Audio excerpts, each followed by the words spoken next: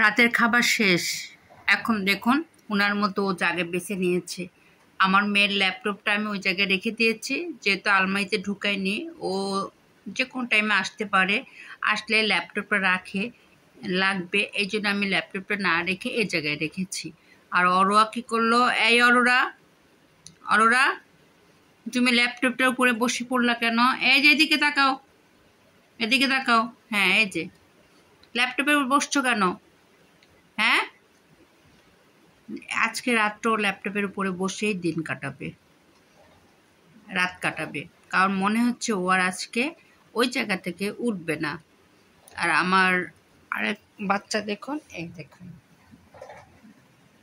Any কি করবে দেখুন, এই দেখুন, মানে দুষ্টু কেউ কারো চেয়ে নয়। ইনি কাটাবে এখানে, আর ওর গার্লফ্রেন্ড কাটাবে হলো ওইখানে। তারপরে একসময় তারা কাছাকাছি বসে থাকবে বেশি শীত লাগলে।